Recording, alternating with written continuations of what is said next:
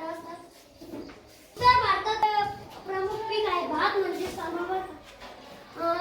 मध्य भारतात ज्वारीचे उत्पादन मोठ्या प्रमाणात होते. वेगवेगळ्या प्रदेशात वेगवेगळे पीक घेतात तेच आपल्या लक्षात येते. आपण गहू घेतो. किनारपट्टीचा प्रदेश आपल्या देशात असं थोडी की एकाच धर्माचे हिंदू विविध धर्माचे लोक राहतात. म्हणजे विविध धर्माचे लोक राहतात. विविध प्रदेशानुसार आमच्या पोळ्या खातो. तिकडे तांदूळाच्या पोळ्या खातात. म्हणजे आपण आपल्याकडे कपडे वेगळे घालतात, तिकडे कपडे वेगवेगळे घालतात. म्हणजे आपल्या सण उत्सव वेगळे असतात. त्याच्यावर सण उत्सव वेगवेगळे असतात. त्यांच्या वडिलांचे नाव काय होते?